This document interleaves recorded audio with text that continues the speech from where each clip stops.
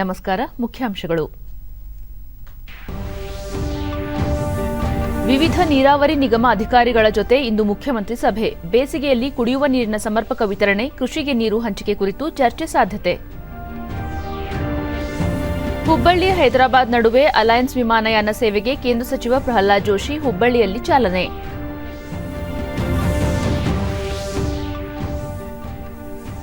$3 ಶತಕೋಟಿ ಆರಂಭಿಕ ಬಂಡವಾಳದೊಂದಿಗೆ ಹೊಸ ಅಭಿವೃದ್ಧಿ ಹಣಕಾಸು ಸಂಸ್ಥೆ ಸ್ಥಾಪನೆ, ಸಚಿವೆ ನಿರ್ಮಲಾ ಸೀತಾರಾಮನ್.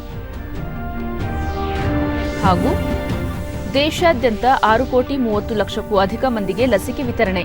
ನಾಳೆಯಿಂದ 45 ವರ್ಷ ಮೇಲ್ಪಟ್ಟ ಎಲ್ಲರಿಗೂ ಚುಚ್ಚುಮದ್ದು. ವಾರ್ತೆಗಳ ವಿವರ.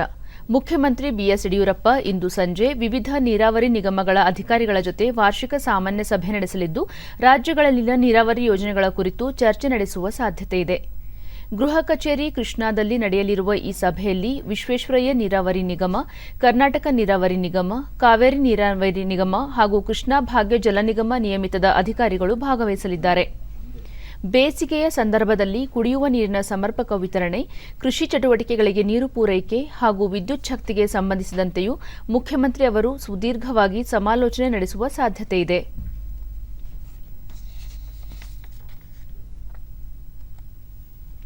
ಹುಬ್ಬಳ್ಳಿ ಹೈದರಾಬಾದ್ ನಡುವೆ ಅಲಯನ್ಸ್ ವಿಮಾನಯಾನ ಸೇವೆಗೆ ಕೇಂದ್ರ ಸಂಸದೀಯ ವ್ಯವಹಾರ ಸಚಿವ ಪ್ರಹ್ಲಾದ್ ಜೋಶಿ ಹುಬ್ಬಳ್ಳಿಯ ವಿಮಾನ ನಿಲ್ದಾಣದಲ್ಲಿಂದು ಚಾಲನೆ ನೀಡಿದರು.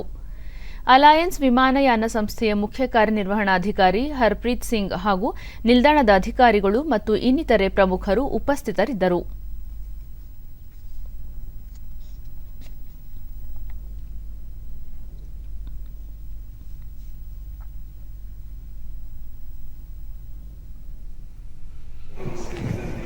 ನಂತರ ಡಿಡಿ ನ್ಯೂಸ್ನೊಂದಿಗೆ ಪ್ರಹ್ಲಾದ್ ಜೋಶಿ, ವಾರದಲ್ಲಿ 3 ದಿನಗಳ ಕಾಲ ಹುಬ್ಬಳ್ಳಿ ಹೈದರಾಬಾದ್ ನಡುವೆ ಅಲಯನ್ಸ್ ವಿಮಾನ ಸಂಚರಿಸಲಿದ್ದು, ಸಾರ್ವಜನಿಕರ ದಟ್ಟಣೆ ಮತ್ತು ಇದರ ಉಪಯುಕ್ತತೆಯನ್ನು ಆಧರಿಸಿ 7 ದಿನಕ್ಕೆ ವಿಸ್ತರಿಸುವ ಬಗ್ಗೆ ನಿರ್ಧರಿಸಲಾಗುವುದು ಎಂದು ಹೇಳಿದರು.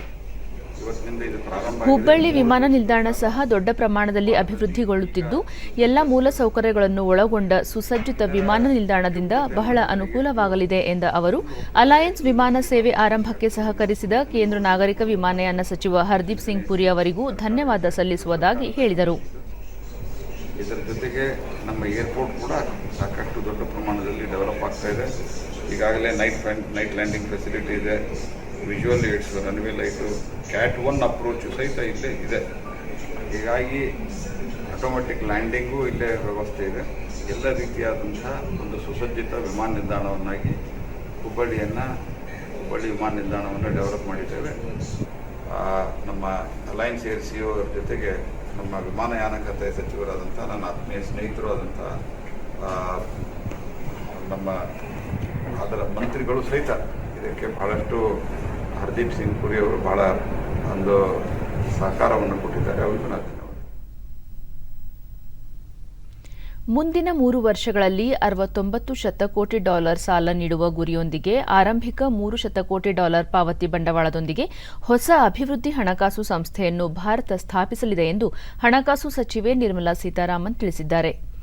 ಹೊಸ ಅಭಿವೃದ್ಧಿ ಬ್ಯಾಂಕ್ ಎನ್ಡಿಬಿ ಆಡಳಿತ ಮಂಡಳಿಯ 6ನೇ ವಾರ್ಷಿಕ ಸಭೆ ಉದ್ದೇಶಿಸಿ ನಿನ್ನೆ ವಿಡಿಯೋ ಕಾನ್ಫರೆನ್ಸ್ ಮೂಲಕ ಮಾತನಾಡಿದ ಅವರು, ಸಾಂಕ್ರಾಮಿಕ ರೋಗದ ಪ್ರಭಾವವನ್ನು ಮಿತಿಗೊಳಿಸಲು ವಿ ಆಕಾರ ಚೇತರಿಕೆಗೆ ಕಾರಣವಾಗುವ ಬೃಹತ್ ಲಸಿಕೆ ಅಭಿಯಾನ ಕೈಗೊಳ್ಳಲು ಭಾರತ ತ್ವರಿತ ಪ್ರಕ್ರಿಯೆ ಕೈಗೊಂಡಿರುವುದನ್ನು ಒತ್ತಿ ಹೇಳಿದರು. ಭಾರತದಿಂದ ವಿಶ್ವದ ಅತಿ ದೊಡ್ಡ ಲಸಿಕೆ ಅಭಿಯಾನಕ್ಕೆ ಚಾಲನೆ ದೊರೆತಿದೆ. ಇಲ್ಲಿಯವರೆಗೆ ಸುಮಾರು 80 ದೇಶಗಳಿಗೆ ಸ್ವದೇಶಿ ನಿರ್ಮಿತ 63.9 ಮಿಲಿಯನ್ ಕೋವಿಡ್ ಲಸಿಕೆಯನ್ನು ರಫ್ತು ಮಾಡಲಾಗಿದೆ ಎಂದು ತಿಳಿಸಿದ ನಿರ್ಮಲಾ ಸೀತಾರಾಮನ್, ಖಾಸಗಿ ವಲಯದ ಭಾಗವಹಿಸುವಿಕೆಗೆ ಅನುಕೂಲವಾಗುವಂತೆ ಹೊಸ ಅಭಿವೃದ್ಧಿ ಬ್ಯಾಂಕ್ ಅನ್ನು ಪ್ರೋತ್ಸಾಹಿಸಲಾಗುತ್ತದೆ ಎಂದು ಹೇಳಿದರು. ಲದ್ದಾಖ್ನಲ್ಲಿ ಭಾರತ ತನ್ನ 1 ಇಂಚು ಭೂಮಿಯನ್ನು ಕಳೆದುಕೊಂಡಿಲ್ಲ ಎಂದು ಸೇನಾ ವರಿಷ್ಠ ಎಂಎಂ ನರವಣೆ ತಿಳಿಸಿದ್ದಾರೆ. ಪೂರ್ವ ಲದ್ದಾಖ್ನಲ್ಲಿ ಚೈನಾ ವಿರುದ್ಧ ತಿಂಗಳುಗಳ ಸಂಘರ್ಷದ ಹೊರತಾಗಿಯೂ ಭಾರತ ಭೂಪ್ರದೇಶ ಯಾವುದೇ 1 ಇಂಚು ಭಾಗವನ್ನು ಬಿಟ್ಟುಕೊಟ್ಟಿಲ್ಲ. ಕಳೆದ ತಿಂಗಳಿಂದ ಸೇನೆಗಳ ಹಿಂತೆಗೆತ ಪ್ರಕ್ರಿಯೆಯಿಂದಾಗಿ ಆ ಪ್ರದೇಶದಲ್ಲಿ ಶಾಂತಿ ನೆಲೆಸಿದೆ ಎಂದು ಅವರು ಹೇಳಿದ್ದಾರೆ. ಪರಸ್ಪರ ಮತ್ತು ಸಮಾನತೆ ಭದ್ರತೆಯ ತತ್ವಾಧಾರದ ಮೇಲೆ ರೂಪುಗೊಂಡಿರುವ ಒಪ್ಪಂದದಂತೆ ಸೇನೆಗಳನ್ನು ಹಿಂಪಡೆದುಕೊಳ್ಳುವ ಪ್ರಕ್ರಿಯೆ ನಡೆದಿದೆ.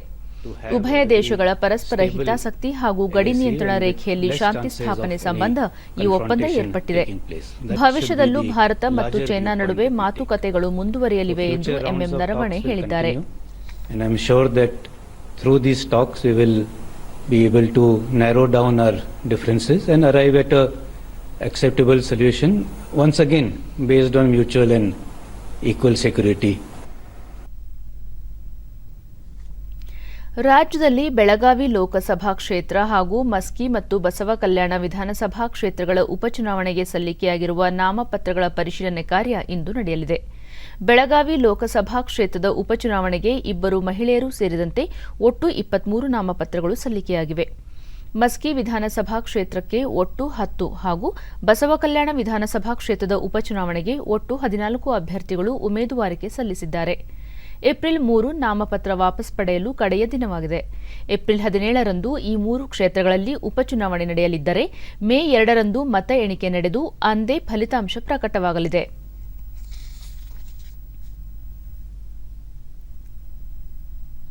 ರಾಜ್ಯದ ಪ್ರಾಥಮಿಕ ಆರೋಗ್ಯ ಕೇಂದ್ರಗಳು ಸಹಿತ ಸರ್ಕಾರಿ ಆಸ್ಪತ್ರೆಗಳಲ್ಲಿನ ವೈದ್ಯರ ಕೊರತೆಯನ್ನು ಶೀಘ್ರದಲ್ಲಿ ನೀಗಿಸಲಾಗುವುದು.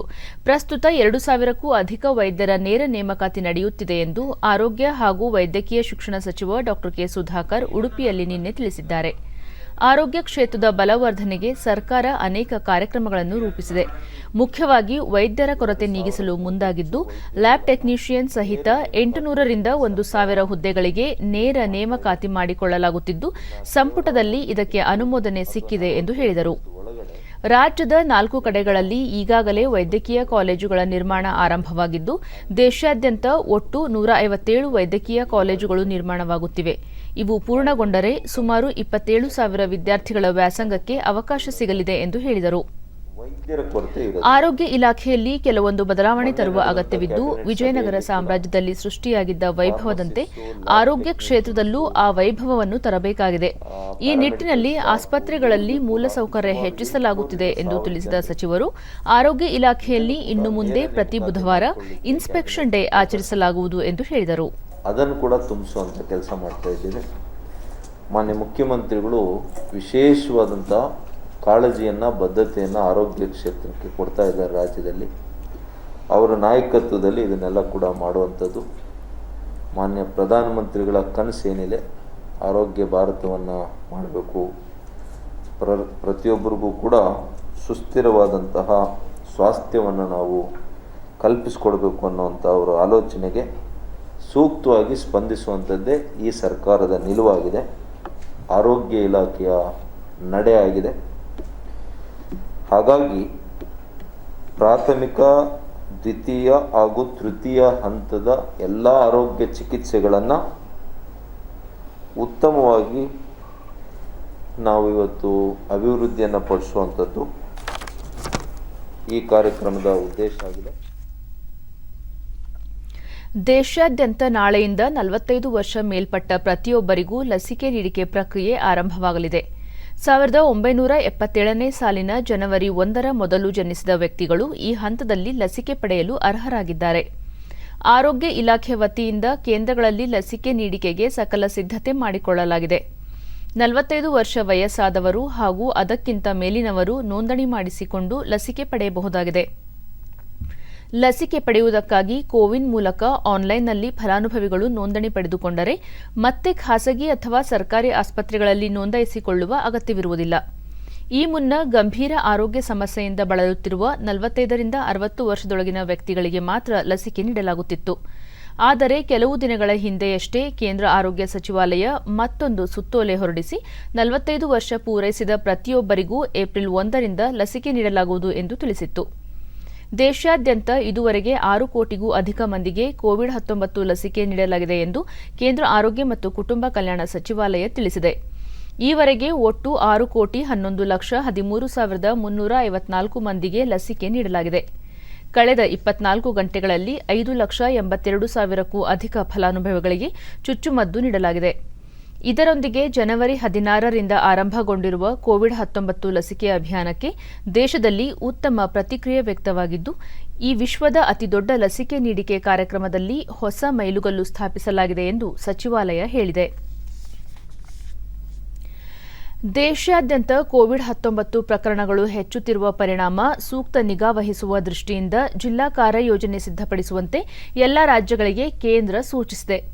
ಈ ಯೋಜನೆಯಡಿ ತಂಡವೊಂದರ ನೇತೃತ್ವದಲ್ಲಿ ತುರ್ತು ಕಾರ್ಯನಿರ್ವಹಣಾ ಕೇಂದ್ರಗಳನ್ನು ಸ್ಥಾಪಿಸಬೇಕೆಂದು ಕೇಂದ್ರ ಆರೋಗ್ಯ ಇಲಾಖೆ ಕಾರ್ಯದರ್ಶಿ ರಾಜೇಶ್ ಭೂಷಣ್ ದೆಹಲಿಯಲ್ಲಿ ನಿನ್ನೆ ತಿಳಿಸಿದ್ದಾರೆ.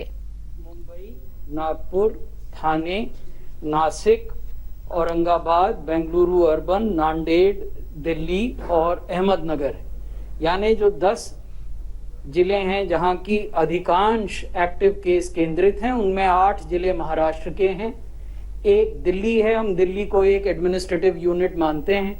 हालांकि यहाँ technically speaking there are multiple districts, but we are taking Delhi as one district. And Bengaluru urban, एक जिला कर्नाटक का, एक दिल्ली और 8 जिले महाराष्ट्र के. अब अगर ग्राफ देखें कि कैसे जो डेली केसेस हुए हैं, ಕೊರೋನಾ ಸೋಂಕು ಹರಡುವಿಕೆಯನ್ನು ಪತ್ತೆ ಹಚ್ಚುವುದು, ಸೋಂಕು ತಡೆಗೆ ಸೂಕ್ತ ಕ್ರಮ ತೆಗೆದುಕೊಳ್ಳುವುದು, ಪ್ರದೇಶವಾರು ಪ್ರಕರಣಗಳ ಪರಿಷ್ಕರಣೆ, ಕಂಟೈನ್ಮೆಂಟ್ ವಲಯಗಳ ಸ್ಥಾಪನೆ ಸೇರಿದಂತೆ ಇನ್ನಿತರೆ ತುರ್ತು ಕ್ರಮಗಳನ್ನು ಕೈಗೊಳ್ಳಬೇಕೆಂದು ಆಯಾ ರಾಜ್ಯಗಳ ಮುಖ್ಯ ಕಾರ್ಯದರ್ಶಿಗಳಿಗೆ ಪತ್ರ ಬರೆದು ಸೂಚಿಸಲಾಗಿದೆ.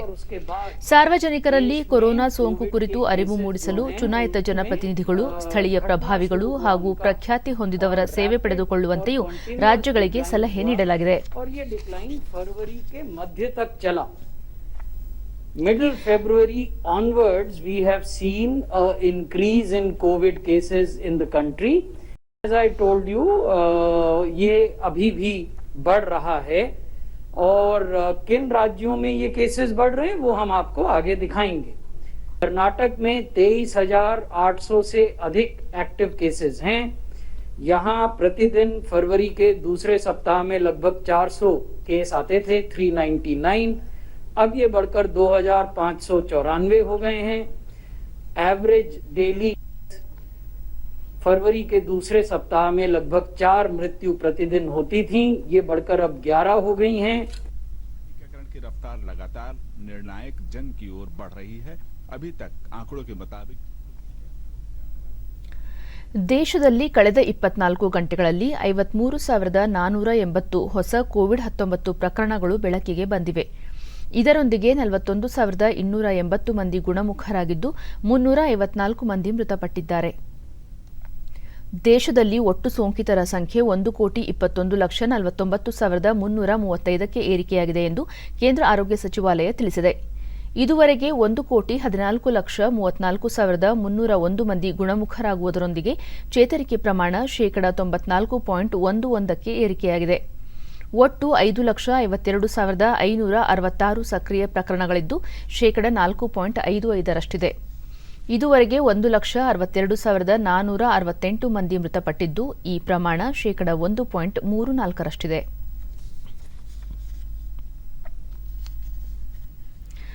ದೇಶದಲ್ಲಿ ಕೊರೋನಾ ಸೋಂಕಿತರ ಪರೀಕ್ಷಾ ಸಾಮರ್ಥ್ಯದಲ್ಲಿ ತೀವ್ರಗತಿಯಲ್ಲಿ ಏರಿಕೆಯಾಗುತ್ತಿದೆ. ಇದುವರೆಗೆ 24,36,72,940 ಮಂದಿಗೆ ಪರೀಕ್ಷೆ ನಡೆಸಲಾಗಿದೆ ಎಂದು ಭಾರತೀಯ ವೈದ್ಯಕೀಯ ಸಂಶೋಧನಾ ಸಂಸ್ಥೆ ಐಸಿಎಂಆರ್ ತಿಳಿಸಿದೆ. ಸರ್ಕಾರಿ ಮತ್ತು ಖಾಸಗಿ ಪ್ರಯೋಗಾಲಯಗಳು ಸೇರಿದಂತೆ ನಿನ್ನೆ ಒಂದೇ ದಿನ 10,22,915 ಮಾದರಿಗಳ ಪರೀಕ್ಷೆ ನಡೆಸಲಾಗಿದೆ ಎಂದು ಐಸಿಎಂಆರ್ ಹೇಳಿದೆ. ಚಿಕ್ಕಮಗಳೂರು ಜಿಲ್ಲೆಯ ಇನಾಂ ದತ್ತಾತ್ರೇಯ ಬಾಬಾ ಬುಡನ್ಗಿರಿಯಲ್ಲಿ ಮುಸ್ಲಿಂ ಸಮುದಾಯದವರಿಂದ ಸಂದಲ್ ಉರುಸ್ ಅಂದರೆ ಜಾತ್ರೆಯನ್ನು ಸಂಭ್ರಮದಿಂದ ಆಚರಿಸಲಾಗುತ್ತಿದೆ.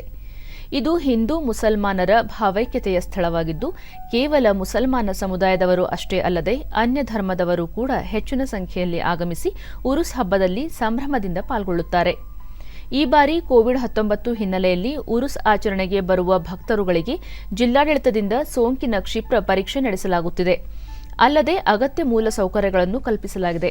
ಮಾರ್ಚ್ 29ರಿಂದ ಆರಂಭವಾಗಿರುವ 3 ದಿನಗಳ ಈ ಉತ್ಸವಕ್ಕೆ ಇಂದು ತೆರೆ ಬೀಳಲಿದೆ.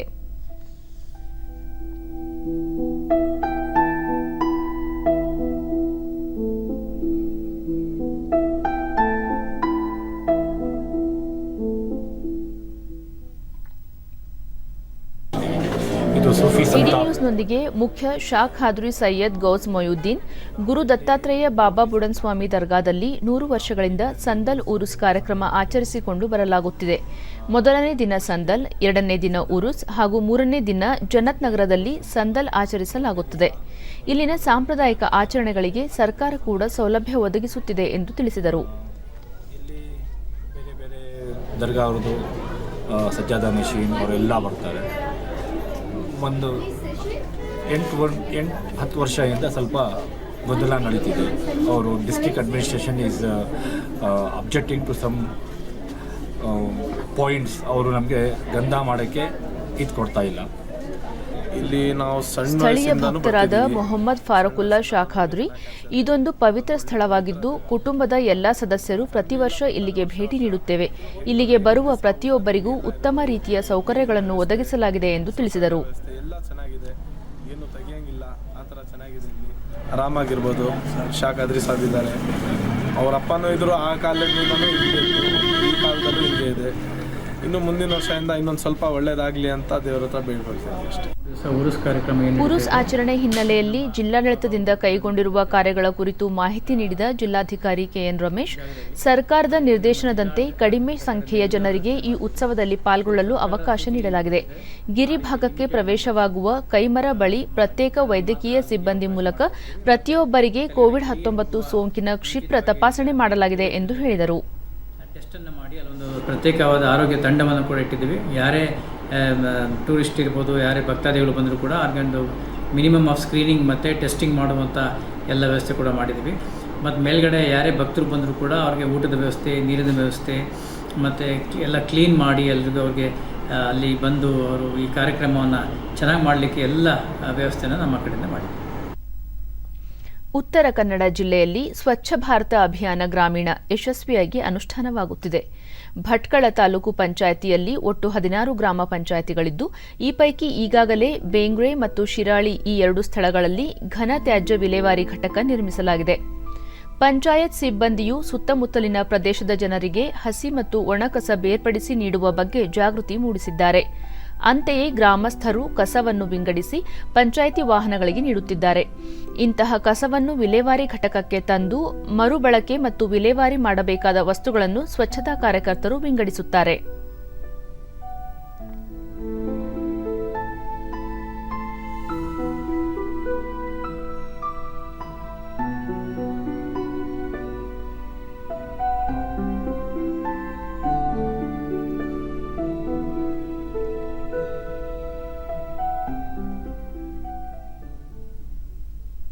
ನಾವು ಮೊದಲೇ ಮನೆಯಲ್ಲಿ ಯೂಸ್ ಮಾಡಿದ ತನುಜಾ ನಾಯಕ್, ಮೊದಲು ಮನೆಯಲ್ಲಿ ಉಪಯೋಗಿಸಿದ ವಸ್ತುಗಳನ್ನು ಕಂಡಲ್ಲಿ ಎಸೆಯುತ್ತಿದ್ದೆವು. ಈಗ ಪಂಚಾಯಿತಿ ವ್ಯಾಪ್ತಿಯಲ್ಲಿ ಕಸ ವಿಲೇವಾರಿ ಘಟಕ ನಿರ್ಮಿಸಿರುವುದರಿಂದ ಈ ಸಮಸ್ಯೆ ನಿವಾರಣೆಯಾಗಿದೆ. ಒಣ ಮತ್ತು ಹಸಿ ಕಸ ಬೇರ್ಪಡಿಸಿ ನೀಡುವ ಬಗ್ಗೆ ಜಾಗೃತಿ ಮೂಡಿಸಿರುವುದರಿಂದ ಗ್ರಾಮದಲ್ಲಿ ಸ್ವಚ್ಛತೆ ಕಾಣುತ್ತಿದೆ ಎಂದು ಹೇಳಿದ್ದಾರೆ.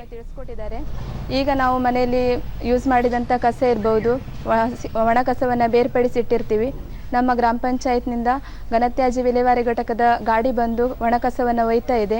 ಈ ಘಟಕಕ್ಕೆ ಕಸವನ್ನು ಒಯ್ತಾ ಇರುವುದರಿಂದ ನಮ್ಮ ಸುತ್ತಮುತ್ತಲಿನ ಪ್ರದೇಶ ಇರಬಹುದು, ನಮ್ಮ ಗ್ರಾಮ ಪಂಚಾಯತ್ನ ಸುತ್ತಮುತ್ತ ಸ್ವಚ್ಛತೆಯಿಂದ ಕೂಡಿದೆ.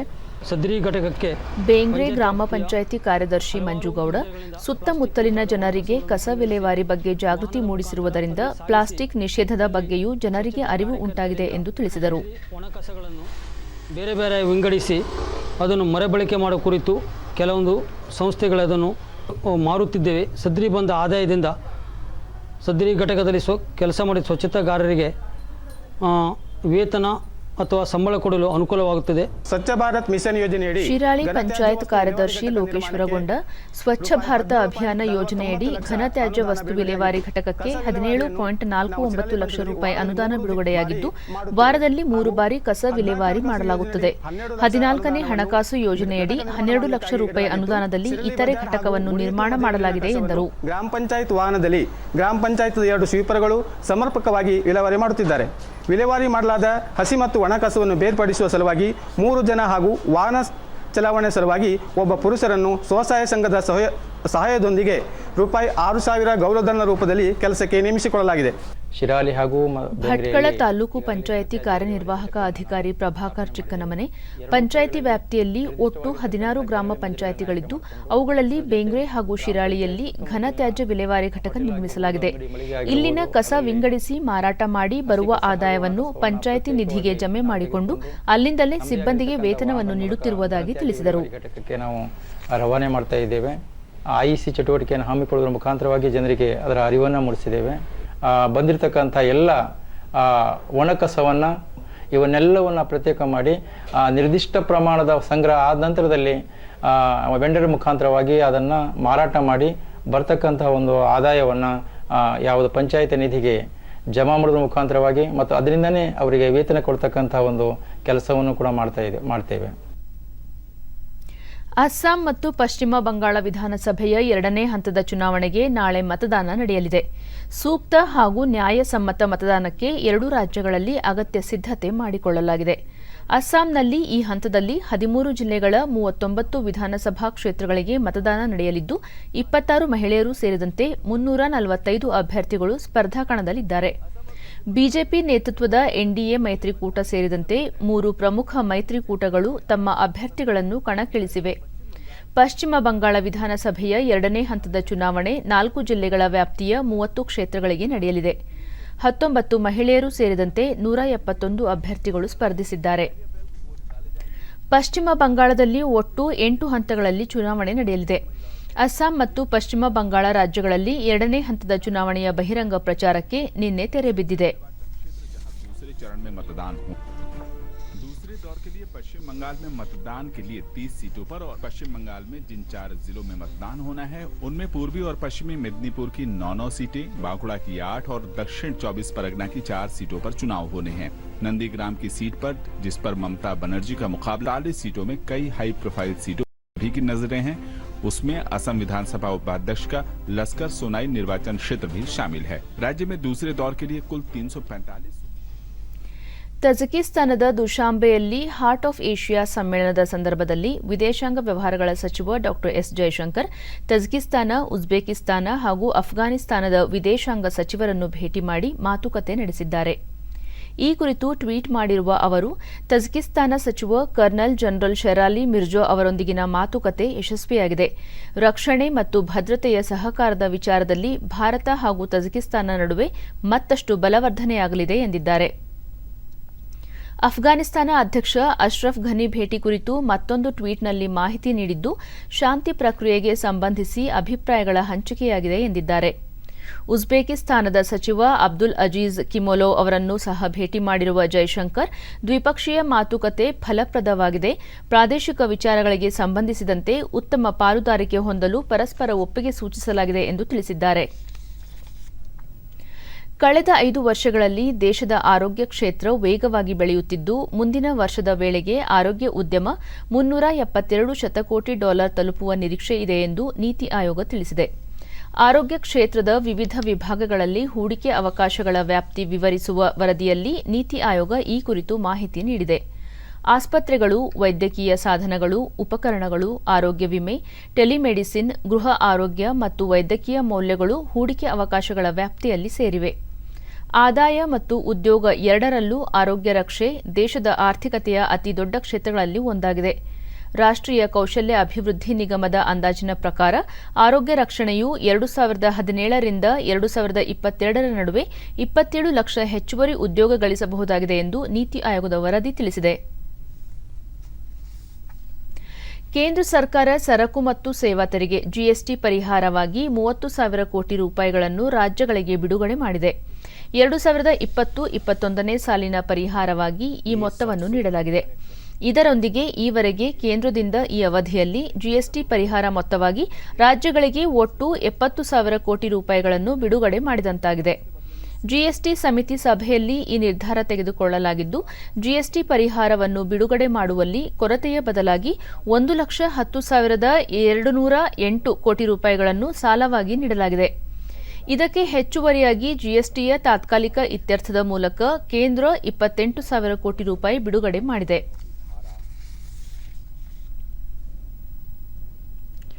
ಹೊಸ ವಾಹನಗಳನ್ನು ಖರೀದಿಸುವಾಗ ಹಳೆ ವಾಹನಗಳ ರದ್ದಿ ಪ್ರಮಾಣ ಪತ್ರ ಸಲ್ಲಿಸಿದರೆ ಶೇಕಡ 25ರಷ್ಟು ತೆರಿಗೆ ವಿನಾಯಿತಿ ನೀಡಲು ಕೇಂದ್ರ ನಿರ್ಧರಿಸಿದೆ. ರಸ್ತೆ ಸಾರಿಗೆ ಮತ್ತು ಹೆದ್ದಾರಿ ಸಚಿವಾಲಯ ಮೋಟಾರು ವಾಹನಗಳ ತೆರಿಗೆಯಲ್ಲಿ ರಿಯಾಯಿತಿ ನೀಡುವ ಸಂಬಂಧ ಕರಡು ನಿಯಮಗಳನ್ನು ಪ್ರಕಟಿಸಿದೆ. ಈ ನಿಯಮಗಳ ಪ್ರಕಾರ ಸಾರ್ವಜನಿಕರು ವೈಯಕ್ತಿಕ ವಾಹನಗಳನ್ನು ಖರೀದಿಸುವಾಗ ಹಳೆ ವಾಹನಗಳ ರದ್ದಿ ಪ್ರಮಾಣ ಪತ್ರ ನೀಡಿದರೆ ಶೇಕಡ 25ರಷ್ಟು ರಿಯಾಯಿತಿ ಪಡೆಯಬಹುದು. ಆದರೆ ವಾಣಿಜ್ಯ ವಾಹನಗಳ ಖರೀದಿಯಲ್ಲಿ ಈ ತೆರಿಗೆ ವಿನಾಯಿತಿ ಮಾತ್ರ ಶೇಕಡ 15ರಷ್ಟು ಇರಲಿದೆ. ವೈಯಕ್ತಿಕ ವಾಹನಗಳ ವಿಷಯದಲ್ಲಿ ತೆರಿಗೆ ರಿಯಾಯಿತಿಗಳು 8 ವರ್ಷಗಳವರೆಗೆ ಲಭ್ಯವಿದ್ದರೆ ವಾಣಿಜ್ಯ ವಾಹನಗಳಿಗೆ ಇದು 15 ವರ್ಷಗಳವರೆಗೆ ಇರುತ್ತದೆ. ಮೊದಲ ನೋಂದಣಿ ದಿನಾಂಕದಿಂದ ಈ ಅವಧಿಯನ್ನು ಲೆಕ್ಕ ಹಾಕಲಾಗುತ್ತದೆ ಎಂದು ಸಚಿವಾಲಯ ತಿಳಿಸಿದೆ. ಸಾಮಾನ್ಯ ಮರಗಳಿಗಿಂತಲೂ ಹೆಚ್ಚಿನ ಇಳುವರಿ ನೀಡುವ ಉತ್ಕೃಷ್ಟ ರುಚಿ, ಗಾತ್ರ, ಬಣ್ಣ ಹೊಂದಿರುವ ವಿನೂತನ ತಳಿಯ ಹುಣಸೆ ಮರವನ್ನು ಭಾರತೀಯ ತೋಟಗಾರಿಕಾ ಸಂಶೋಧನಾ ಸಂಸ್ಥೆ ವಿಜ್ಞಾನಿಗಳು ಗುರುತಿಸಿದ್ದು, ಆ ತಳಿಗೆ ರೈತನ ಹೆಸರನ್ನೇ ನಾಮಕರಣ ಮಾಡಿದ್ದಾರೆ. ತುಮಕೂರು ತಾಲೂಕು ನಂದಿಹಳ್ಳಿಯ ರೈತ ಲಕ್ಷ್ಮಣ ಎಂಬುವವರು 40 ವರ್ಷಗಳ ಹಿಂದೆ ನೆರೆಯ ಗ್ರಾಮದಿಂದ ತಂದು ಬಿತ್ತನೆ ಮಾಡಿದ ಹುಣಸೆ ಬೀಜ ಇಂದು ಬೃಹದಾಕಾರವಾಗಿ ಬೆಳೆದು ಉತ್ತಮ ಫಸಲು ನೀಡುತ್ತಿದೆ. ಸಾಮಾನ್ಯ ಮರಗಳು 1.5 ಕ್ವಿಂಟಾಲ್ ಇಳುವರಿ ನೀಡಿದರೆ ಈ ಮರ 2.5 ಕ್ವಿಂಟಾಲ್ ಇಳುವರಿ ನೀಡುತ್ತಿದೆ. ಹಣ್ಣಿನ ಗಾತ್ರ ಮತ್ತು ಹುಳಿಯ ಪ್ರಮಾಣ ಉತ್ಕೃಷ್ಟವಾಗಿರುವುದರಿಂದ ಮಾರುಕಟ್ಟೆಯಲ್ಲಿ ಬೇಡಿಕೆ ಕೂಡ ಹೆಚ್ಚಿದೆ. ಭಾರತೀಯ ತೋಟಗಾರಿಕಾ ಸಂಶೋಧನಾ ಸಂಸ್ಥೆಯ ವಿಜ್ಞಾನಿ ಡಾ ಜಿ ಕರುಣಾಕರನ್ ಅವರು ಕಳೆದ 4 ವರ್ಷಗಳಿಂದ ಈ ಮರದ ಕುರಿತು ಅಧ್ಯಯನ ನಡೆಸಿದ್ದಾರೆ. ನಿರಂತರವಾಗಿ ಒಂದೇ ಸಮನಾದ ಇಳುವರಿ ನೀಡುತ್ತಿದೆ. ಕಡಿಮೆ ನೀರಿನಲ್ಲಿ ಹುಲುಸಾಗಿ ಬೆಳೆಯುವ ಗುಣ ಹೊಂದಿದೆ. ಹೀಗಾಗಿ ಹುಣಸೆ ಹಣ್ಣಿಗೆ ಲಕ್ಷ್ಮಣ ತಳಿ ಎಂದೇ ನಾಮಕರಣ ಮಾಡಿದ್ದಾರೆ. ಮಳೆಯಾಶ್ರಿತ ಪ್ರದೇಶಗಳಲ್ಲಿನ ರೈತರಿಗೆ ಈ ರೀತಿ ತಳಿಗಳು ಹೆಚ್ಚು ಲಾಭ ತಂದುಕೊಡುತ್ತವೆ. ತಮಿಳುನಾಡು, ದುಬೈ ಸೇರಿದಂತೆ ಜಾಗತಿಕ ಮಾರುಕಟ್ಟೆಯಲ್ಲಿ ಈ ಹುಣಸೆ ಹಣ್ಣಿಗೆ ಬೇಡಿಕೆ ಹೆಚ್ಚಾಗುತ್ತಿದೆ. ಡಿಡಿ ನ್ಯೂಸ್ನೊಂದಿಗೆ ರೈತ ಲಕ್ಷ್ಮಣಪ್ಪ, ಈ ಹುಣಸೆ ಮರ ಒಳ್ಳೆಯ ಫಸಲು ನೀಡುತ್ತಿದ್ದು, ವಿಜ್ಞಾನಿಗಳು ನೂತನ ತಳಿಗೆ ತಮ್ಮ ಹೆಸರನ್ನೇ ನಾಮಕರಣ ಮಾಡಿರುವುದು ಸಂತಸ ಎಂದು ತಿಳಿಸಿದರು. ಅದು ವ್ಯಾಪಾರ ಮಾಡಿ ನಮಗೆ ಚೆನ್ನಾಗೈತಿ ಬೀಜ ಅಂತ ಹೇಳ್ಬಿಟ್ಟು ಅಲ್ಲಿ ಅನಿಸಿತ್ತು. ಅದನ್ನು ತಂದುಬಿಟ್ಟು ನಾವೇ ಮಾಡಿದ್ವಿ, ಗಿಡ ಬೆಳೆಸಿ. ಈಗ ನೋಡ್ರಿ, ಎದುರುಗೆರೆ ಗಿಡ ಇದು ಒಂದೇ ಸಾರಿ ನಾಟಿ ಮಾಡಿದ್ವಿ. ಇದು ಈ ಬೇರೆ ಥರ ಆಗಿದೆ. ಇದು ಒಳ್ಳೆಯ ತಳಿ. ನಮಗೆ ತುಂಬ ತುಂಬ ತುಂಬ ಸಂತೋಷ. ಹೆಂಗೆ ನನ್ನ ಹೆಸರ ಮೇಲೆ ಒಂದು ತಳಿ ಬಿಡುಗಡೆ ಆಯ್ತಲ್ಲ, ಅದೇ ನಮಗೆ ಸಂತೋಷ. ವಿಜ್ಞಾನಿ ಡಾ ಕರುಣಾಕರನ್ ಸಾಕಷ್ಟು ಪೌಷ್ಟಿಕಾಂಶಗಳನ್ನು ಹೊಂದಿರುವ ಈ ತಳಿಗೆ ಭಾರತೀಯ ತೋಟಗಾರಿಕಾ ಸಂಶೋಧನಾ ಸಂಸ್ಥೆ ನಿರ್ದೇಶಕರಾದ ಡಾ ಎಂಆರ್ ದಿನೇಶ್ ಅವರು ಲಕ್ಷ್ಮಣ ತಳಿ ಎಂದು ನಾಮಕರಣ ಮಾಡಿದ್ದಾರೆ ಎಂದು ಹೇಳಿದರು. ಪ್ರೀಮಿಯಂ ಪ್ರೈಸ್ ಮಾರ್ಕೆಟ್ ಹೋಗ್ತಾ ಇತ್ತು. ಸೊ ಇದರದಾಗ ಏನು ಮಾಡಿದ್ವಿ, ಈ ತಳಿನ ನಾವು ಅಂದರೆ ಭಾರತೀಯ ತೋಟಗಾರಿಕೆ ಸಂಶೋಧನಾ ಕೇಂದ್ರ ಏನು ಮಾಡಿದ್ವಿ, ಒಂದು ರೈತರ ತಳಿಯಾಗಿ ನಾವು ಏನು ಮಾಡಿದ್ವಿ, ಲಕ್ಷ್ಮಣ ಹೆಸರಲ್ಲ ನಾವು ಬಿಡುಗಡೆ ಮಾಡಿದ್ದೀವಿ.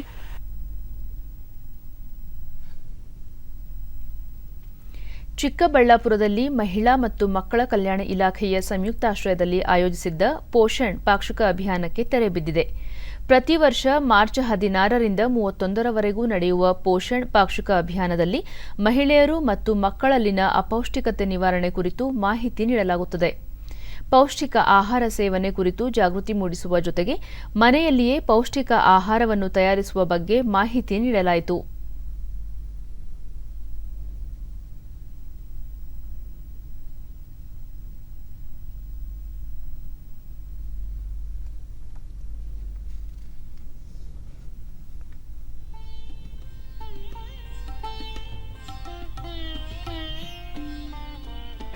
ಅಂಗನವಾಡಿಯಲ್ಲಿ ಫುಡ್ಡು ರೇಷನ್ ಎಲ್ಲ ಕೊಡ್ತಾರೆ. ಅಕ್ಕಿ.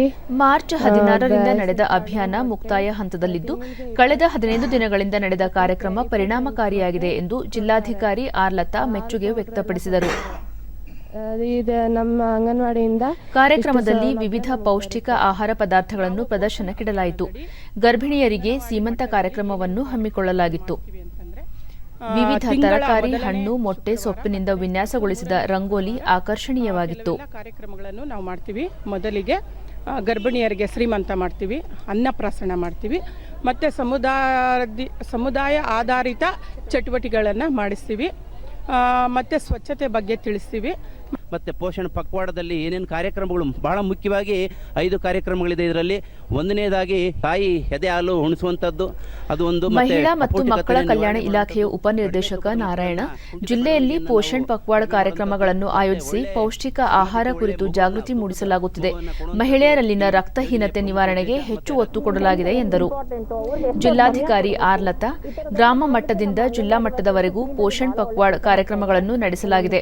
ಮಹಿಳೆ ಮತ್ತು ಮಕ್ಕಳ ಅಪೌಷ್ಟಿಕತೆ ನಿವಾರಣೆಗೆ ಆಶಾ ಮತ್ತು ಅಂಗನವಾಡಿ ಕಾರ್ಯಕರ್ತೆಯರು ಶ್ರಮಿಸುತ್ತಿದ್ದಾರೆ ಎಂದರು. ಗರ್ಭಿಣಿಯರು, ಬಾಣಂತಿಯರು ಹೆಲ್ದಿಯಾಗಿರ್ಲಿಕ್ಕೆ ಏನೆಲ್ಲ ಮಾಡಬೇಕು ಆ ಒಂದು ಕಾರ್ಯಕ್ರಮನ ನಾವು ಅಚ್ಚುಕಟ್ಟಾಗಿ ಮಾಡಿದ್ವಿ. ಚೆನ್ನಾಗಿ ಸಕ್ಸಸ್ಫುಲ್ ಆಗಿ ಈ ಪ್ರೋಗ್ರಾಮ್ ನಡೆದಿದೆ. ಈಗ ಕೊನೆಯಲ್ಲಿ ಮತ್ತೊಮ್ಮೆ ಮುಖ್ಯಾಂಶಗಳು. ವಿವಿಧ ನೀರಾವರಿ ನಿಗಮ ಅಧಿಕಾರಿಗಳ ಜೊತೆ ಇಂದು ಮುಖ್ಯಮಂತ್ರಿ ಸಭೆ.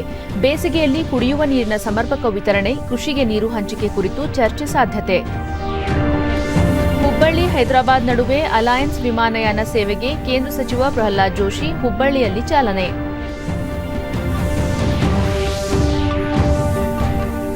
$3 ಶತಕೋಟಿ ಆರಂಭಿಕ ಬಂಡವಾಳದೊಂದಿಗೆ ಹೊಸ ಅಭಿವೃದ್ಧಿ ಹಣಕಾಸು ಸಂಸ್ಥೆ ಸ್ಥಾಪನೆ, ಸಚಿವೆ ನಿರ್ಮಲಾ ಸೀತಾರಾಮನ್. ಹಾಗೂ ದೇಶಾದ್ಯಂತ 6,30,00,000ಕ್ಕೂ ಅಧಿಕ ಮಂದಿಗೆ ಲಸಿಕೆ ವಿತರಣೆ. ನಾಳೆಯಿಂದ 45 ವರ್ಷ ಮೇಲ್ಪಟ್ಟ ಎಲ್ಲರಿಗೂ ಚುಚ್ಚುಮದ್ದು. ನಮ್ಮ ವಾರ್ತಾ ಪ್ರಸಾರವನ್ನು ನೀವು ಡಿಡಿ ಚಂದನ ನ್ಯೂಸ್ ಯೂಟ್ಯೂಬ್ ಚಾನೆಲ್ನಲ್ಲೂ ವೀಕ್ಷಿಸಬಹುದು. ನಮ್ಮ ಮುಂದಿನ ವಾರ್ತಾ ಪ್ರಸಾರ ಸಂಜೆ 4:30 ಡಿಡಿ ಚಂದನದಲ್ಲಿ. ನಮಸ್ಕಾರ.